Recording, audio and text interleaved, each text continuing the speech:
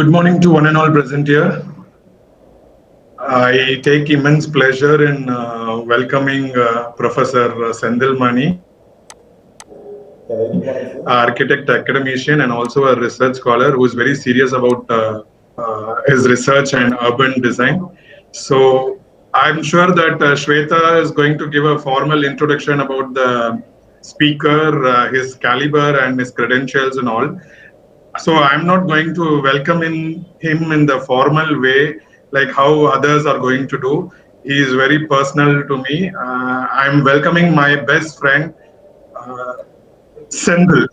So the architect or professor is a tag that is associated with our profession. Otherwise, he is our Sendil. We all have shared a lot of things in common in so many times in learning architecture and in practice, etc. So it gives me very personal emotion to welcome him and give him an opportunity to present in front of you. So rather, it is an opportunity to us to listen to him talk about urban design and urban planning and his way of approach towards this. So, when you wanted to know more about Professor Sendil, he's been working on this urban design area for quite a long time, maybe more than a decade or so. So his area of interest is urban design, and he started exploring urban design in many possible ways that he could do. So formally, informally, in all ways, he was doing it, and then he started pursuing his research with respect to urban design, and that is again taking him or giving him a various dimension and a new insight and approach to urban design. So he's been presenting in various conferences and webinars, and the most sought out expert in urban design in Tamil Nadu. Wherever people started talking about urban design or urban design projects, so the one expert that we cannot neglect or ignore is Professor Sendil. People always refer to Sendil. So even day before yesterday, when I started sharing this poster and circulating the poster with others, many people have inquired more about him, and they appreciated that it's a very good initiative, and it will be of great use for the students.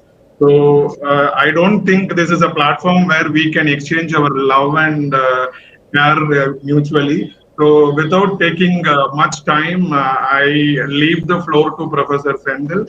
And more than what we exchange, I feel it would be better that the students and Professor Sendil exchange a lot of things. It would be really nice.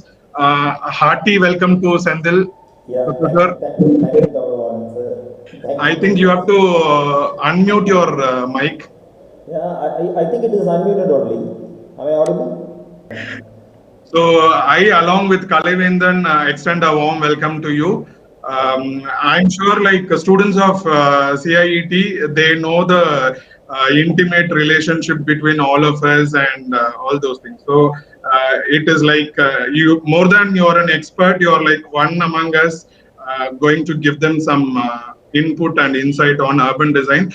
To introduce about this particular webinar, in the seventh semester, they just did a large scale project, and they did not had an opportunity to go out and do an urban design kind of a thing. So in this eighth semester, since all this relaxation have come into place, we made students to explore at least a little bit of what urban design is. So Kalavendan was keep on insisting that we should invite Sendil to give the students a better orientation.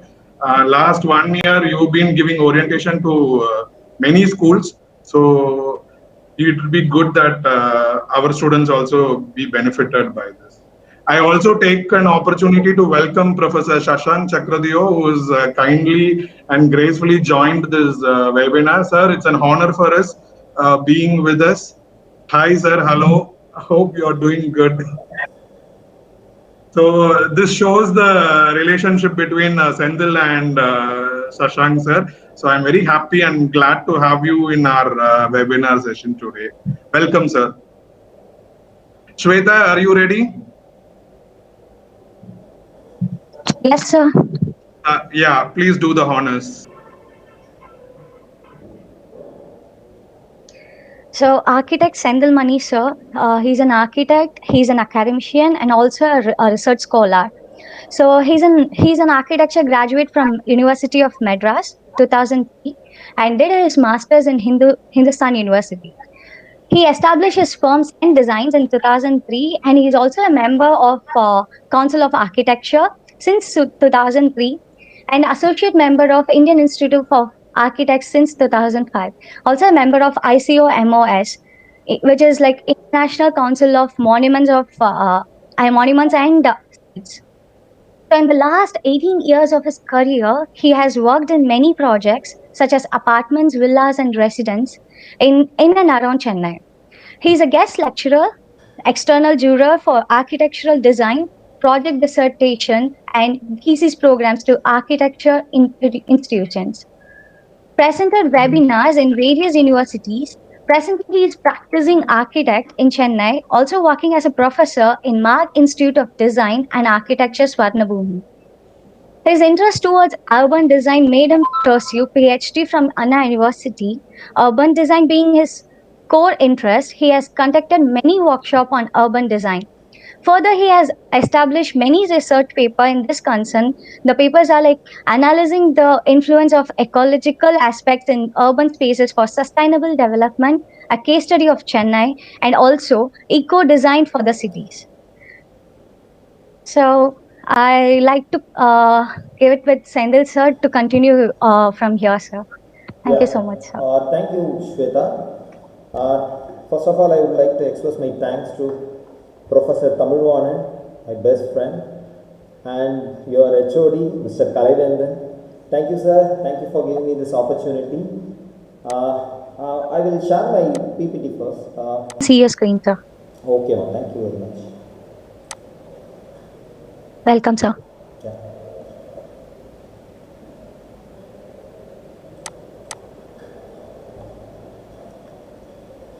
A very good morning to 100% here. Today I am going to talk about an approach to urban planning and urban design. So let me start with this. So first I will explain you the differences between the urban planning and the urban design. That was the first confusion that everyone has. So urban planning is planning the structure of a city, which includes its policies, infrastructures, neighborhoods, building codes and the regulations. So the urban planning is all about framing the policies for the design part. And urban designers, it talks about the design of city features. It focuses on the design and the user experiences. On the whole, on a larger scale, the urban planning is seeing the things from a 2D point of view. From an aerial perspective, when you look at the city, the urban planning is about the 2D view. Whereas the urban design is about which talks about the 3D features of the city in a micro scale. Further, the urban design is all about the imageability of the city. This is the basic differences between the urban planning part and the urban design part. The first one is planning, the next one is executing the design. So now, why do we need planning and designing for the cities? Or else what will happen? It leads to haphazard development and ends up with the shortfall of infrastructures or the shortfall of housing, or even we don't get healthy living environment. So the initial stage, the planning segregates the land uses. So we can have land uses like residential, mixed residential, commercial, industrial. So by the way, at the initial stage itself, we are segregating the settlement patterns. This is how the first step, the planning takes. What an urban planner and an urban designer do.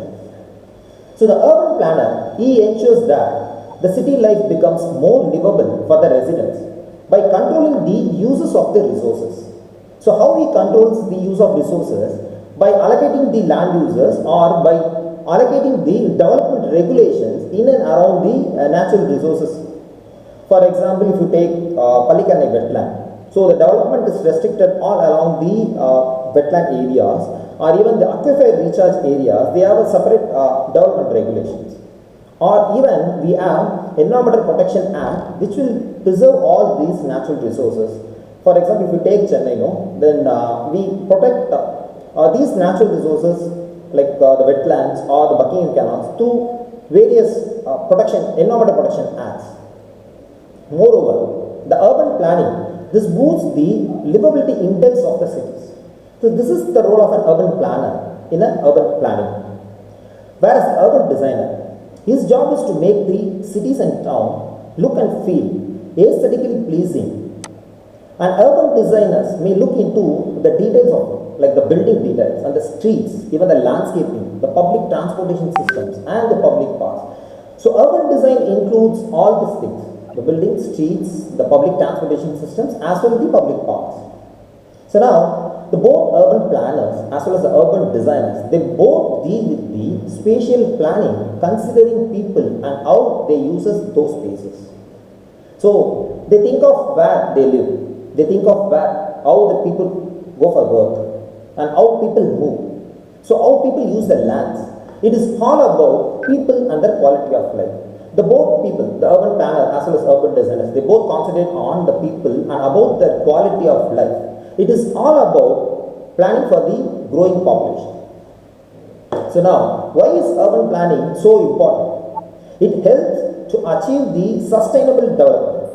It distributes the economical development within the given territory to reach the social objectives and create frameworks between the local governments and the private sectors and even at the public at the larger scales. See, for example, urban planning document helps to identify the potential areas. For example, we can take SEZ lands, special economic zone lands.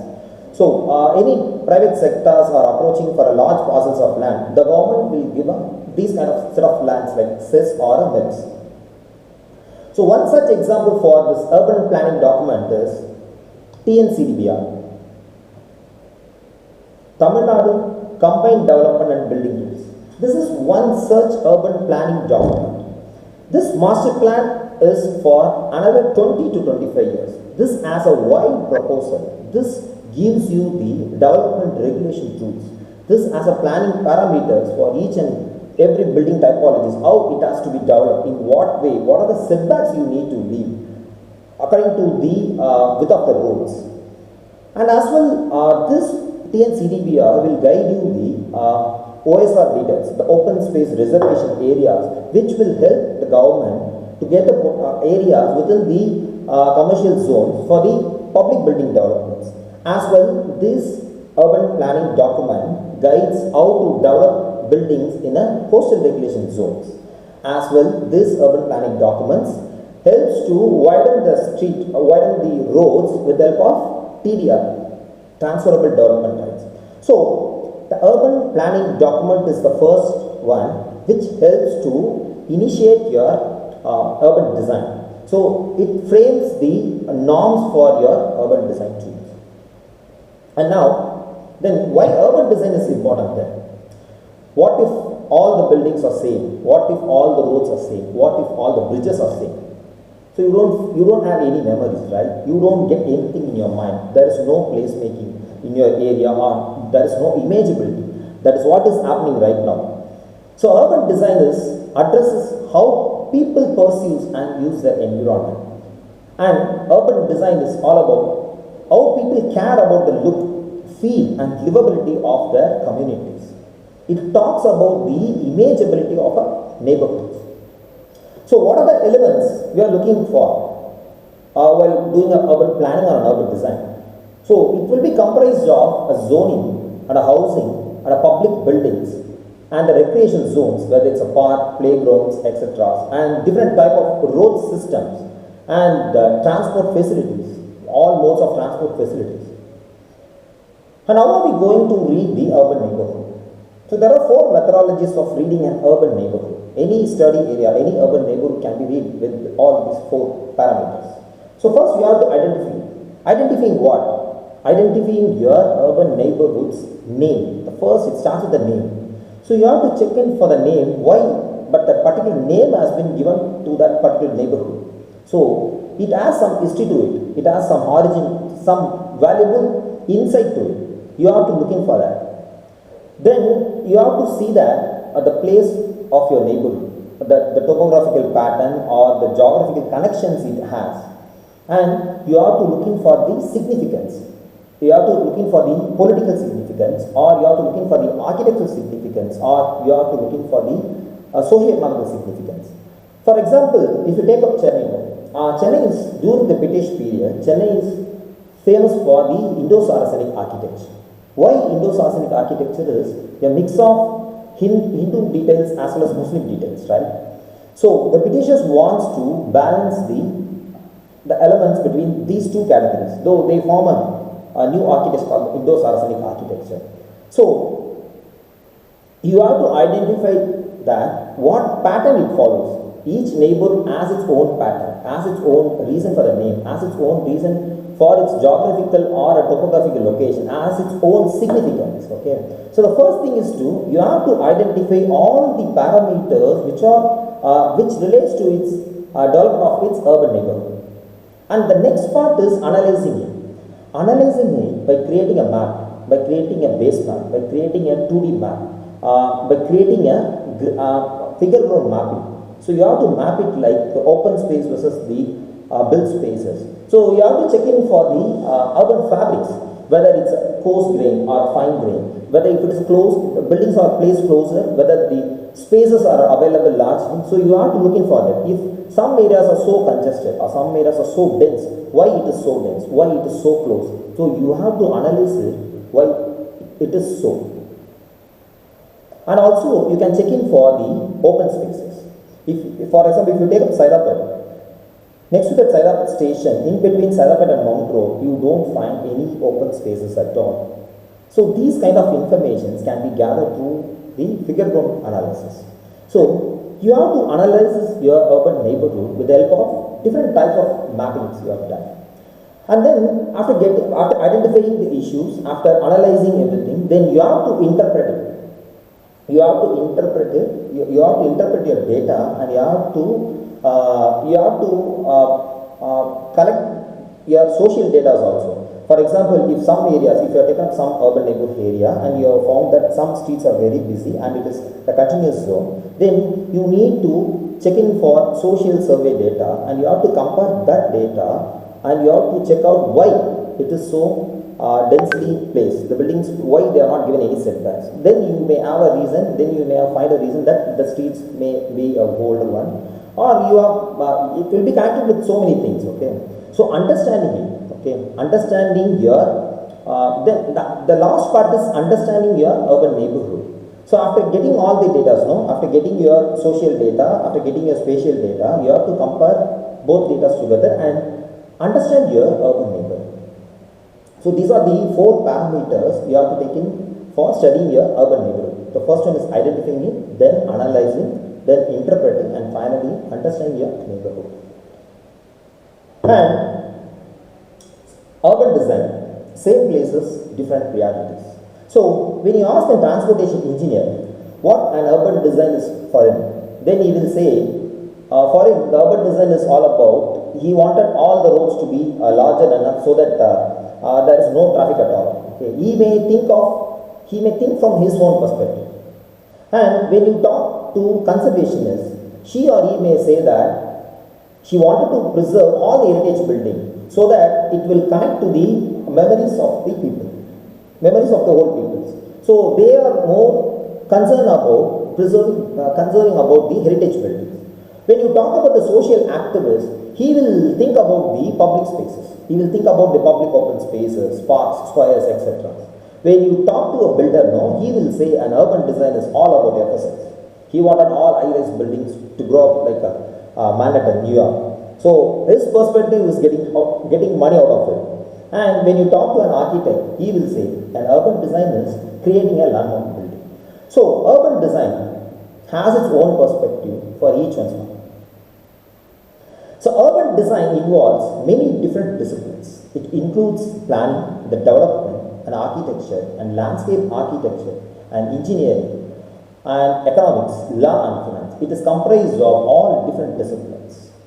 And urban design, it operates at the three different scales. So it is at one, the region level, and at the neighborhood level, and at the block level. So from the larger scale to the smaller one. Further, urban design, it includes infrastructure, architecture, and the public spaces. So reading the urban environment from the urbanist perspectives. There are so many theories, they have quoted so many ways of reading the urban environment. Here I am going to quote two examples. The first one is about John Gill. Ian Gill, people say Ian Gill, John Gill, whatever, okay. So talking about John Gill, he is a Danish architect and an urban designer who is having a consultant in Copenhagen. He is focused on improving the quality of urban life by reoriented city design towards the pedestrian and the cyclist. He is a founder of Gill Architects, and he sees streets in a three-point perspectives. He will say that every street has three activities. The one is necessary activity, the other one is optional activity, and the social activities. If you take up on commercial streets, okay, a commercial street in Chennai or Coimbatore, whatever, so all the shops, right, all the shops in the commercial streets are, the activity happening in the shops are necessary activities, okay. The optional activities are the street hawkers or any additional activities on the streets, okay, that will become an optional activities. And social activities is something happens like if some festivals are happening, all of a sudden there are so many streets here and there is coming up, right? So or some political meetings, they have suddenly created a spaces. So these type of activities are considered as social activities. So from John Gill's perspective, we need to classify the streets with these three type of activities: necessary activities, optional, and the social activities. Further, in its changing mindsets about urban planning and living TED Talk, he mentioned that nowadays the city's perspective is completely changed. So he says like in olden days, the city is perceived from 5 km per hour architecture. Later, now the city is perceived as 60 km per hour architecture. But in future, it will be 120 km per hour architecture. What it means is earlier, since it is on 5 km, you can see the details, okay. You assume that you are traveling in a two-wheeler, okay, in a 5 km speed. You can very well see the details, right? So in the same way, if you are traveling in a car in a 60 km speed, you cannot see the details, right? So in a 120 km, you think you cannot see the detail at all. You assume that there are some buildings, right? So that is how the architecture is taking the fast steps.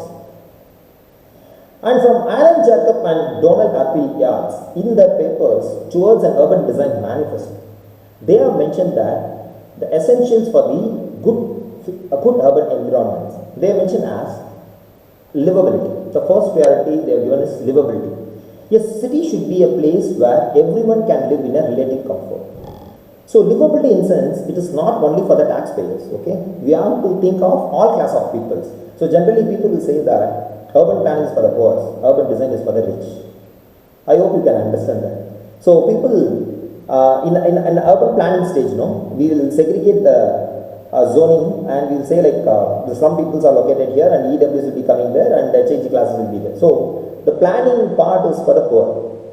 And the design part, urban design part is for the rich. That is what people used to say. But actually, when it comes to livability, no, we should be taking care of everyone. And the second part is identity and control. People should feel that some part of the environment belongs to them individually and collectively, whether they own it or not. So you should attach yourself with the neighborhood. How you can attach yourself with the neighborhood? Only when you walk in your neighborhood. So you make sure that your identity will be enhanced in your neighborhood. How it can be happen? By giving the sidewalk widths, by having a good cohesion with your environments. The third one, it talks about the access to opportunities, imagination and joy. Why people should come out of their house and enjoy the neighborhoods? Only if there is an opportunity, right? So we have to make sure that the opportunities will be given and we have to think of all the users of the urban neighborhood. So it ranges from the kids to the old people, to the office goers and everyone. We have to classify and we have to work out accordingly. And it talks about the authenticity and meaning. People should be able to understand the city, its basic layout, public functions and institutions, and the opportunities it offers. In Chennai, here is where the gap is. People are not aware about the planning regulation parameters. Many a times we used to complain that the infrastructures given by the government is not sufficient.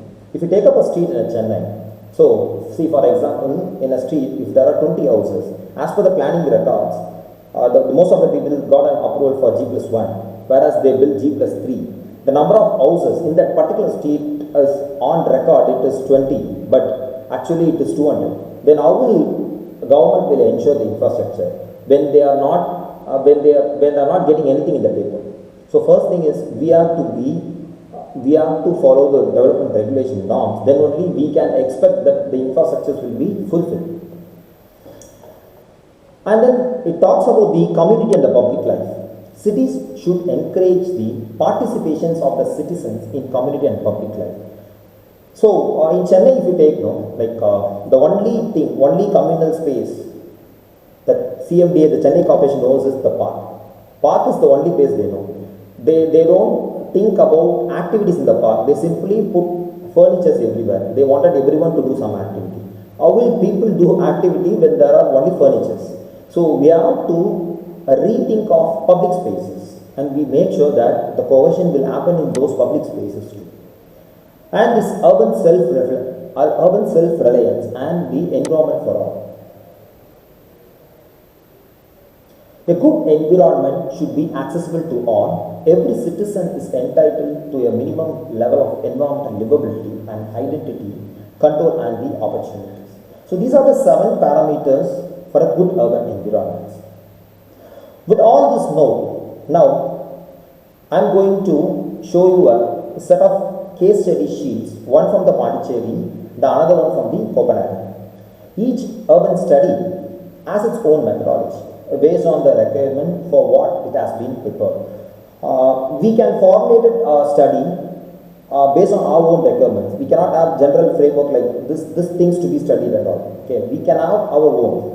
I generally used to classify them as urban sociology, urban morphology, urban metabolism, urban ecology, and urban vistas. And in analysis, I have pest, SWOT analysis, spatial analysis. So, the urban sociology.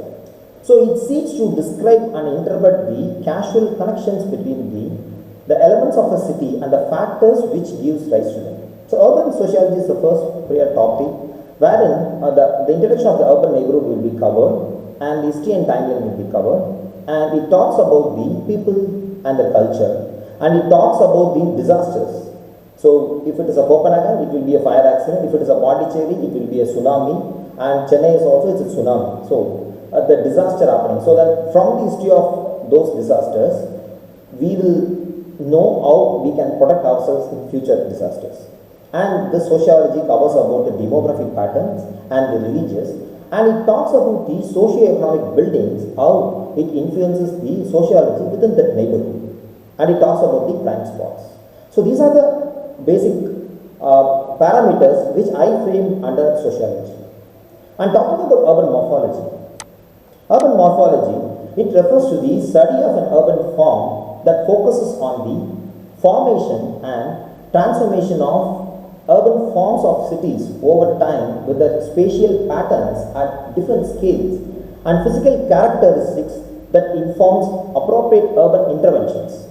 So under urban morphology, we start with the base map and we do climatology analysis, the site analysis, the contours, the topographic patterns, how it reflects in the neighborhood, how it influences the development of the neighborhood, and the land use patterns, and the figure code mapping, which will show the grain patterns, which will help to identify the spaces in between them, which will help to identify the pattern, whether it's an organic pattern or the gridded one, and the building height mapping. So it will give how dense the place is, and the layered analysis, where we have so many layers like road network layers, topography, contour levels, etc. I will show you. And proximity analysis, how it connects with the neighborhood and how it connects with the regions.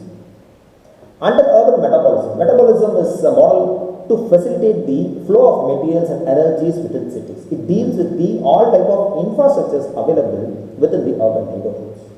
So under urban metabolism, we have covered the hierarchy of roads, different typology of roads and street sections, and public transports, different modes of transports, how it connects to the last mile connections, and the traffic analysis, and pedestrianization and cycling, and energies, water distributions, wastewater treatment, and the sewage management. So under urban metabolism, we cover all type of infrastructures, electrical, energy, as well as transportation, everything. And the most important thing is urban ecology. So under ecology, we cover blue covers and green covers. Blue covers are the water bodies, and green covers are open spaces and trees. And we used to do the tree mapping, and we used to check the green spaces, how much green spaces are available within an urban neighborhood. As per World Health Organization recommendations, it is 9 meters square of green spaces is required for per person. So we have to make sure that this of green spaces are available within the urban neighborhood for the healthy living. And we deal with the urban nature, the trees, floras, and the disaster vulnerability and pollution in all forms, air, soil, and waters. And finally, close to architecture, urban vistas. So we will check the urban design elements and heritage buildings, mapping the heritage buildings, and mapping the activity mapping, why and where people are gathering. And we talk about imageability, and we talk about the placemaking. We take up important commercial streets, and we do analysis on that and why is it so. And then we studied about the nightlife. Nightlife is one important thing where you will know how the city is safer for safer during the night times. And we deal with all the public square activities and the serial visions. And we take up any urban theorist vision, and we will explain on to that. And finally, Yes, sir. It is presenting, sir. Yeah, thank you. Okay, so let me start with the Pondicherry case study first. So under sociology, okay, first I will explain you my study area. So we have taken a study area in a Pondicherry close to the shore. We have taken the French town and a Tamil town. The part of French town and Tamil town, it has comprised of 12 wards, wherein we have taken 3 wards for our study, Ward 12, Ward 18 and Ward 19. That is, it starts from the beach and ends at the Providence Mall, Ward 23. So we have taken all these 4 wards for our study. So this is our study area. So the first thing is about, in a sociology part, we check with the history and timeline. So how the landform has changed due to the political interventions. So the Pondicherry, it starts with Roman and it goes on, and it has been under the control of Portuguese, French, English, and finally back to French again. So that is how the changes happen in Pondicherry. And the second sheet is about the evolution and settlements. So the evolution and settlements, these kind of data we can get it from oldmapsonline.com or from the libraries within the neighborhood. So we got these details from the Pondicherry library. So you can see this, right, the fort. Till 1760, you can see the evolution, they have the fort. After 1760, the fort gets demolished within that French quarter. Why they have demolished is since the development is happening, they don't require fort at all. And fortification is removed once the gunpowder invention started. So this is how the history of the place is identified. And then demography. Demography detail gives you the population count, population density, where in which wards they are living, and how well it is populated, and about the literacy rate and the population growth, and the age-wise data, and the potential areas within their wards and all. These details will be covered under this. And under sociology, we will be doing we will be identifying the public buildings and its presence. So in our study area, it starts with the Puducherry High Court, and further we have Providence Mall, and Botanical Garden is one such public spaces which invite people, which invites a floating crowds. As well, we have Balasubramaniam Kovil, a temple and a mosque, Meeran Mosque too. So in sociology, we will be identifying all the public buildings. And under urban sociology, we deal with the activities, urban activities and nightlife. So which are the spots which will be busy at the nights, and we will spot out those highlights, and we will check why is it so, and we have brief everything like in what way, why it is so busy. And we found that like Kasim market and farmers market are very busy doing night activities.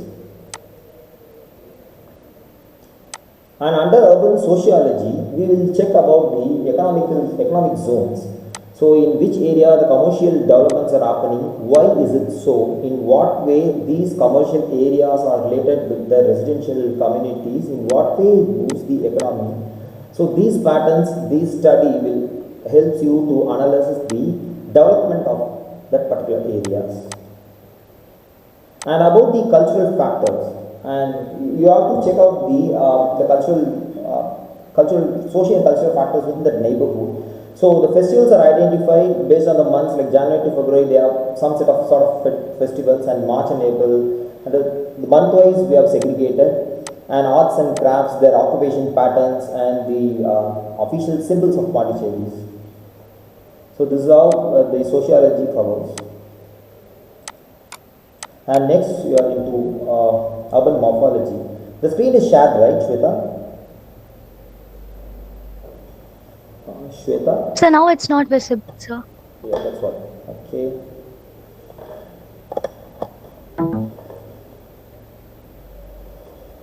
Just a minute. Okay, sir. So every time each folder I have to share. Just a minute. Okay. Here power has gone. Okay. Okay, now. So talking about urban morphology. Yeah. Yes, sir, we can see, sir. Okay. Yeah. Under urban morphology, we deals with the analysis of street patterns. So morphology is all about checking the growth patterns. In which way, in what way it has taken its form. So from 1705, we got a map from 1705. So we have a canal, a large wide canal in 1705, and 1713, due to rapid development, it gets reduced. Further 1740, it is almost vanished, and we have a fort in 1741. 1760, again, it is, again the canal is formed, and 1856 the fort gets demolished. So these kind of the street analysis will help you to understand how the neighborhood is developing in its timeline. And under urban morphology, we have to check the climate analysis too. So the basic climatic informations like the maximum temperatures and the wind speed of that particular area, and the wind doses and average rainfall and the flood timings, how it affects that neighborhood. And even the tree mapping, we do the tree mapping which will help to identify the microclimate of that neighborhoods. So we can do that too. And the basic DCR analysis, this is called the development control regulations. We have to check out the development control regulation, whether the neighborhood follows the development norms, whether the setbacks are followed or not. So we have to check out whether they constructed the buildings as per the norms, or we have to find like where the deviations are more, or where they have followed the rules. So you have to find out the relationship with respect to the spatial analysis as well as the social analysis. You have to check in through the survey data why the people are deviating at one particular street or one particular neighborhood. And the evolution of bill forms. So in an urban morphology, earlier we have seen that the evolution of networks, and here it is about the evolution of bill form, how the buildings are taking up, how the buildings are developed. So we got a map from 1920. So from 1920 the development is marked, and for every 20 years we have taken up. So 1920, I chose 1940, 1960, 2000, and 2019 it is almost filled. There are no spaces for the further developments. And figure ground map analysis, as I said, this figure ground map analysis, this will help us to easily understand the density within the neighborhood. See, for example, here the French town, you can see the more number of open spaces, it is well placed. So it is following as per the World Health Organization norms. The open space are more, whereas in the Tamil town you can see spaces, very less open spaces compared to the third ward at the above. No? Here you can see only few open spaces. So it starts with sparse fabric, dense and very dense fabric. So figure road helps to analyze the patterns. And building height and density mapping. So this one helps to understand where the multi-storied buildings are getting developed, where the potential areas are happening. So we have legends for G, G+1 as well as G+6. So we have color coded so that from this map we can easily say that the particular area why it has got the developments. So this sheet is about the building height density. And the next one is about the land use. Actually in the land use we have two typologies. So land use typology and the building use typology. So land use is allotted by the governments, wherein the buildings are built or deviated by the people. So the first one, the 2015, the existing land use, we have the existing land use, and 2019 we have checked with whether the buildings are as per the land use, and we have highlighted all those deviated buildings, and we through the survey data we found out that why they are deviating such typologies. So sometimes we need to analyze the spatial data with the help of our social analysis, the social survey data. And finally, we have SWOT analysis, the strength, weakness, opportunity, threat about that study area. And we move on to infrastructures. The connectivity map is visible, right, Shweta? You can see the connectivity map, right? Yes, sir. The urban morphology housing, no, sir. The sheet. No, that sheet only visible. Okay, just a minute. Yes, sir. Each folder again I have to share. Okay.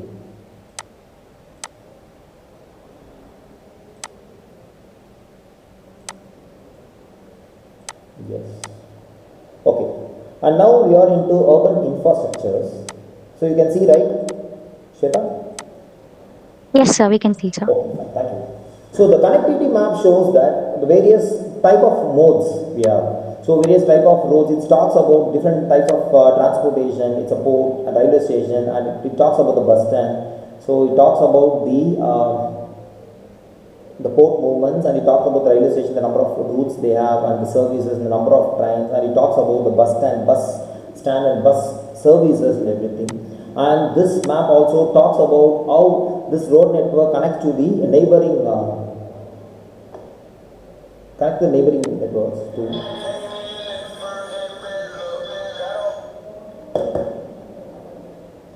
And next we have in urban infrastructure we have electrical detail, like the electrical infrastructure, how the grid has been transferred to the neighborhood. So initially it starts from the station, right, from Kalpakam. For Pondicherry it is from Kalpakam station. So we have mapped all those details, like how much kilowatt power is supplying from Kalpakam or from other stations, and we have even mapped the light poles also, like how closely it is placed. Like we have identified the single street lamps as well the double street lamps and the French town lamps and feeder pillars also, and the transformers also we have marked. So this electrical details will give you the details about the electrical infrastructures on the board. And next about the street sections. So in the street sections we will be discussing with the active sidewalks, that the activities happening in the sidewalks, and especially the sidewalks with whether the sidewalks is given for the particular streets or not, and then the dedicated bike lanes as well as the roadways, as well as we are referring the crosswalks and the plantings also we will be noting down, and we talk about the green spaces, and each sections has been taken, and the typical street section we have elaborated and make a detail on it. So this is how the street section is worked out. And the next in urban infrastructure we have sewage management plans, and how the sewer is connected with the main sewer line as well as to the sub sewer line and to the household lines and all. And this also talks about the underground drainage too. And next we have the road network analysis. So in a road network analysis we will be highlighting the arterial roads and sub-arterial roads and how it connects with the neighborhood, and we will be highlighting the color codes with the help of the road widths, whether it's a 40 feet or a 30 feet, and we have drawn a typical street sections too. And this is further about the road types based on the materials. So we have three types of materials in and around Pondicherry: the asphalt, cement concrete, and the concrete pavers for the arterial roads and sub-arterial roads and the local streets. So those are highlighted here, the color codes are shown here. And about the solid waste management. So how the solid waste are getting collected, they are collected in three ways, like sanitary waste are collected separately and non-biodegradable waste are separate and organic waste are taken out. So they have dumped their wastage from the city center to the Kuruma bed 7.5 kilometer from our neighborhood. So these kind of information will help you to understand your urban neighborhood.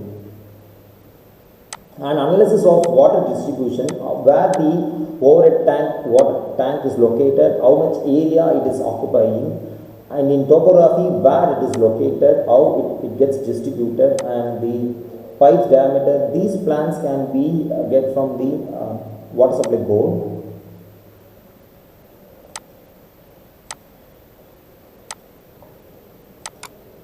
And now I will explain ecology.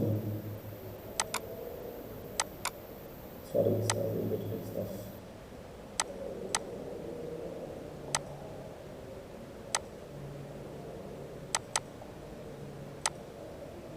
Yeah, and about urban vistas.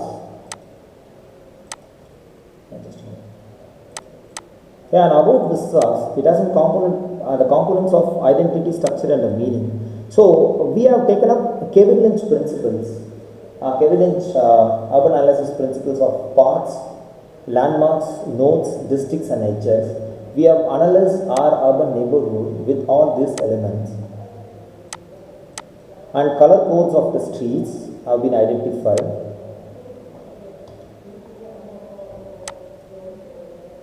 And overall neighborhood has been explored with Kevin Lynch principles of paths. So the street networks have been taken as a paths, and the edges or the railway borders will be considered as edges as well as the sea line.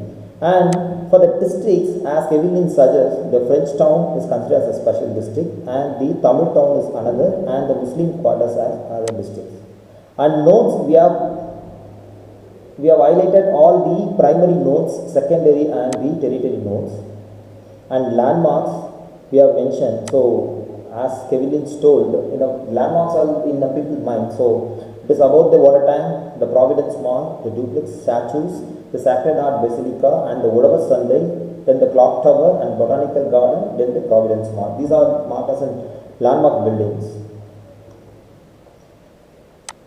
And further, the analysis of nodes and the landmarks. So the importance of the nodes with these landmarks have been elaborated in detail about when it has happened, when it is executed. So these details we have added. And we dealt with the urban sensescapes, all the 5 scapes like viewscapes, taste, smell, sound, and touch. And one of the major thing in an urban vistas is dealing with the design elements. So we have taken up we have detailed out the elements, whether in a residential elements or in a public building elements. We have detailed it out, and even the street lamps also we have taken. So all were captured and detailed out. So these are the sheets showing the window details and the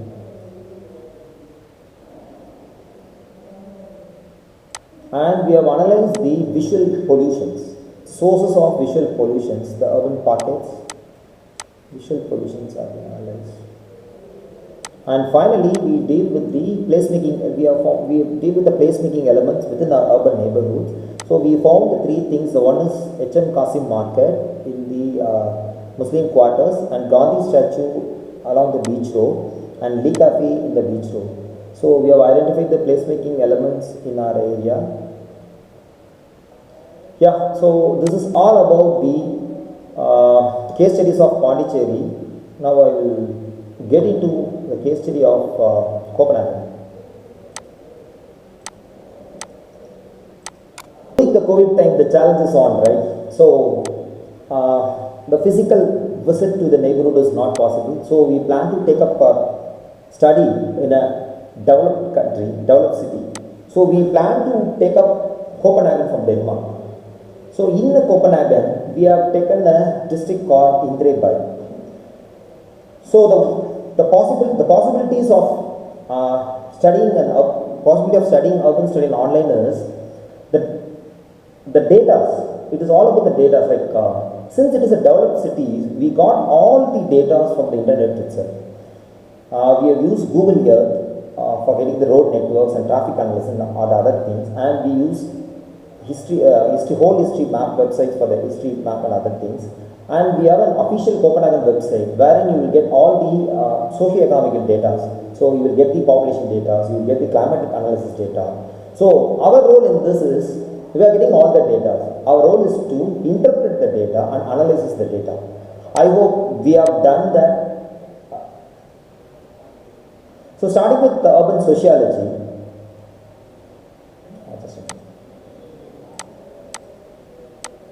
Starting with urban sociology.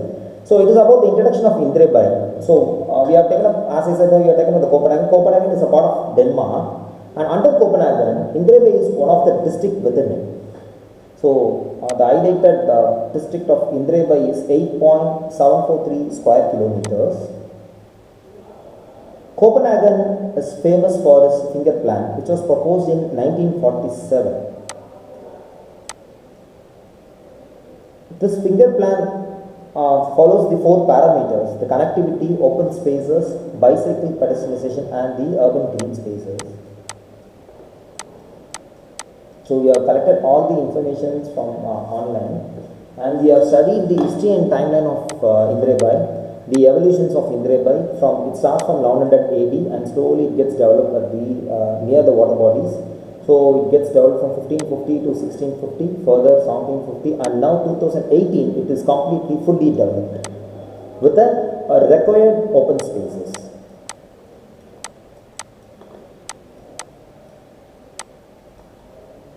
And we deal with the people and their culture.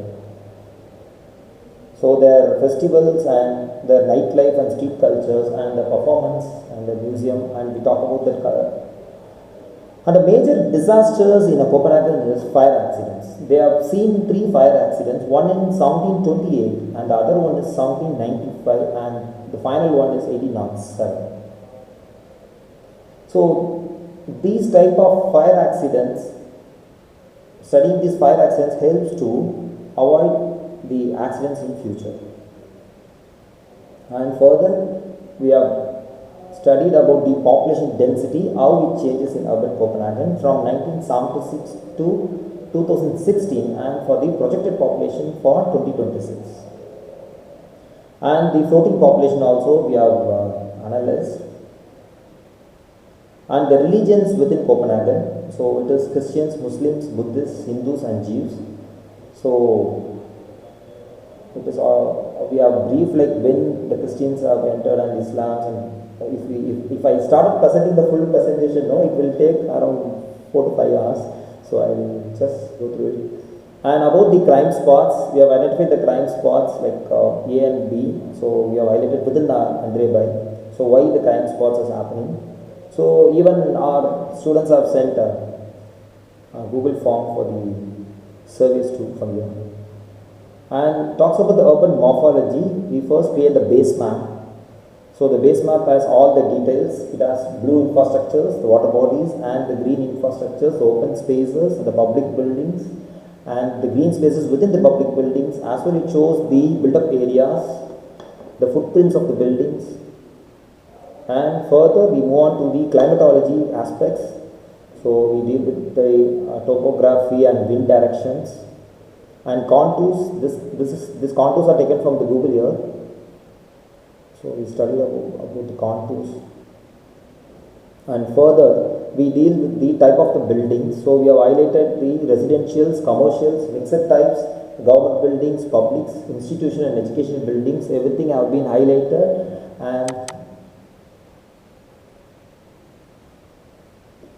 And figure ground map analysis. With the help of figure ground, we can see, with the figure ground map analysis, we can see how we can see that we have large open spaces within the Indira region. It was found that 26% of the land covers, 26% is only covered out of the whole Indira area.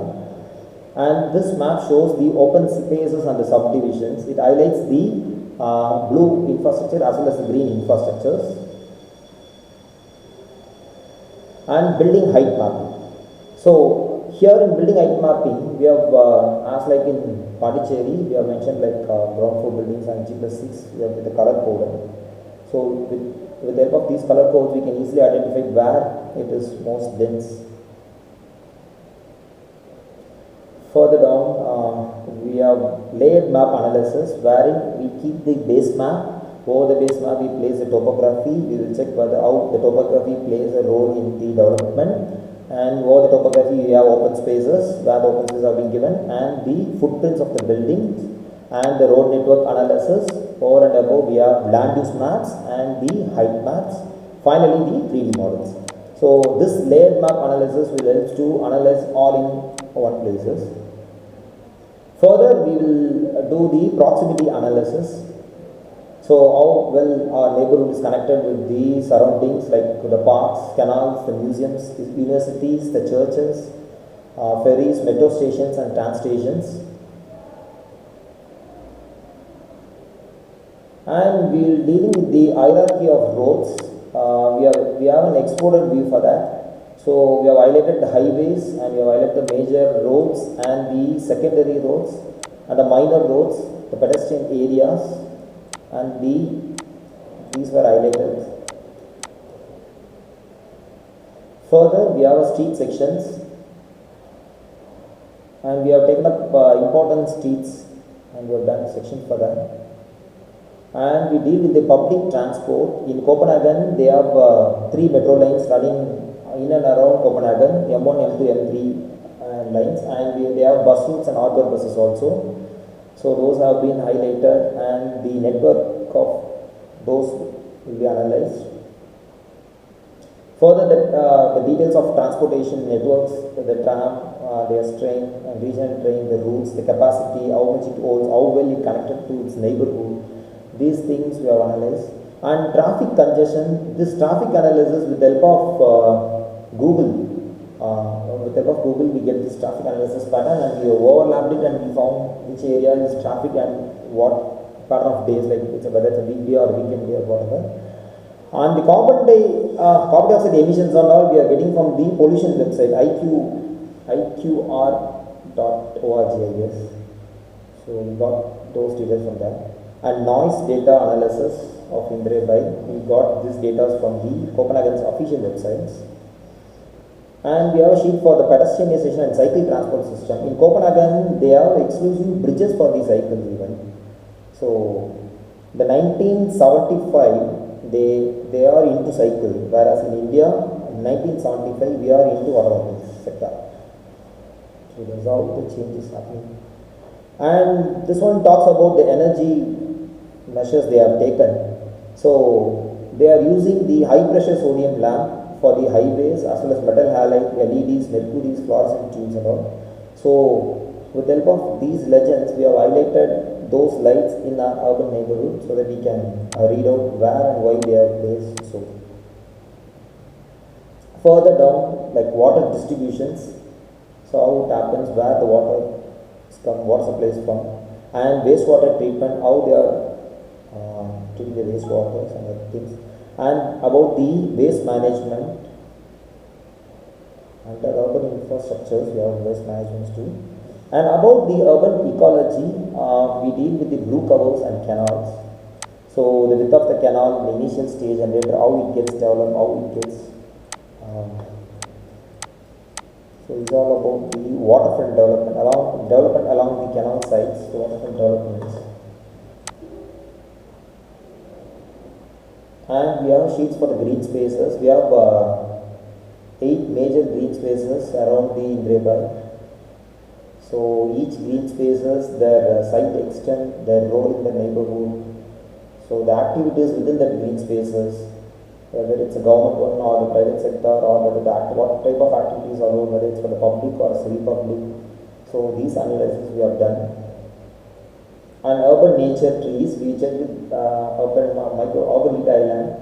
So we check out each trees and their species and types, and how does the flora affects and helps urban designs, and local producers and green courtyards. And we have analyzed each and every tree within the Indrebai and its role, and the disaster vulnerability, flooding due to the cloudburst. So disaster vulnerability, what will happen if the sea rise by 1 meter or a 2 meter or a 3 meter? These analysis can be taken from the Copenhagen websites. And the flood management strategies they are following. And Copenhagen is Europe's second cleanest city, and Copenhagen is fifth happiest city. In Liverpool Index, it is mentioned as the fifth happiest city. So, and finally we have urban vistas. So we point out the urban design elements. So we have taken all the images, window details and design elements which are similar in the neighborhoods. So those details have been highlighted, and the evolution of those details also studied in detail.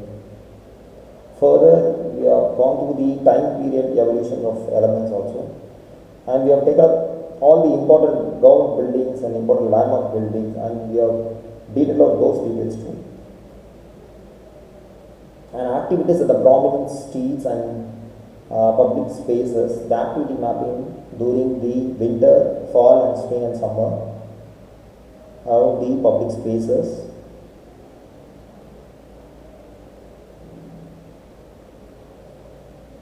And we talked about the festival, the famous one is Christmas, as we all know, right? And the Copenhagen's nightlife. So, and activities and uses in and around the public squares, the seating arrangements or the landmarks around the public squares, or the festivals happening in the public squares. These have been highlighted. So they have exhibitions in the public squares as well as open air cinemas, and local markets will be happening in the public squares. As like in Pondicherry, we have taken Cavendish principles of elements of a city and applied here in Indrebai, and we have an exploded view for parks, landmarks, nodes, edges and districts. And here in addition we have Gordon Cullen's principle of serial vision for our Stoughton Street. Actually we have chosen Indrebai because of this Stoughton Street. Stoughton Street is similar to our Ranganathan Street in Chennai, so it's one famous commercial street. So we have applied the principles of Gordon Cullen's serial vision, how people perceive cities. So starting from this day, so we have highlighted the images. So we have named it here. And finally about the pest analysis, political, economical and social and technological data, and SWOT analysis. Then one interesting thing is we have added spatial analysis with the help of space syntax software here. So space syntax software is the one which helps to analyze the spatial relationship. You can identify the connections and integrations within the urban neighborhood. So that we have done here. Yeah, that's it. Okay, with this I'm ending my presentation. Thank you, Mr. Tabawat, sir. Please go on, yes. Yes, please. Yes, sir. With this, I'm ending my presentation. I'm done with my Pondicherry presentation and Copenhagen presentations. Thank you, Senthil. Your information, the informations what you shared would be definitely quite useful for the students. But before I conclude, I would like to ask some students, like if you have any questions, you could just put over him so that you will be able to solve that. Yes, students, if you come across any kind of questions like what you've done so far, you went for some case studies and you had some doubts, so possibly this is the right time, like you can make a small discussion with him.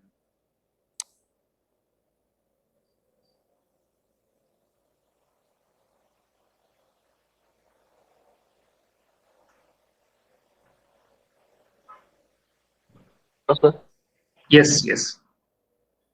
sir, what is mean by vista?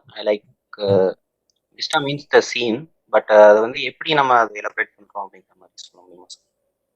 Oh, urban vistas, like vistas is all about the imageability, like how you are perceiving a streets. Okay, so for example, you are in a famous commercial street in Coimbatore market. Okay, Coimbatore market like you know what commercial street like you are looking at some point, right?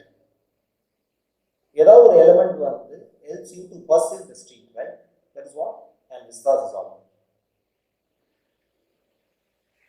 Okay, sir. Okay. Vistas is the way of looking at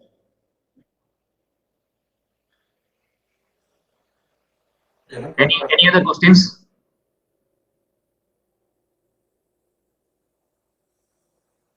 Okay, Professor Sendil, I have a personal question. Like, how we are going to deal? Yes, please. So, if it is going to be a big commercial streets, for example, like we take T Nagar or Ranganathan Street, something like that. Okay, it's a big commercial area. There's like a lot of crowds get into the places. Like we don't find time to give some or make any changes into the street. Actually, okay, it's quite busy every time. So in those kind of cases, like what would be the proposals, or as an urban designer, what kind of proposals that we can make in it? No, every street has its own problem. See, for example, I will tell you one example. Usually, when we think of replacing the slum peoples, right? When we are thinking of clearing a slum board, immediately what comes to our mind is when someone is proposing a container house, okay, a tiny house within a container, we immediately say that is a right idea, right? Yeah. But what happens if someone asks you to stay in that container? Do you agree to that? No, definitely not. Okay. That's why. So each one has its own choice. So each street has its own problem. So when we are doing a spatial and a social survey, we came to know what that problem is. So then, according to that problem, we will find a solution for that. It was a quite interesting session. We had some for the students who are getting into the approach of urban design and principle. Like this would have given a very broader idea for them, like how to deal with this. And for the students who are into the mid progress, like definitely the information what you gave will definitely enhance their process. Especially like I want to tell that Jan Gale's principle, like what you said, like the three principles, that was quite informative, but quite interesting. And some of the case studies, like what you shared, was very informative, like how to deal with the road network, the solid waste management system. So those kind of things were quite interesting. That will definitely help the students, I think so. So thank you for your time, and thank you for sharing the information. You're always welcome. Like if you are having some doubts, like we will contact you in personal. Do help us, and have a great day. Thank you so much. Sure, sir. Thank you very much.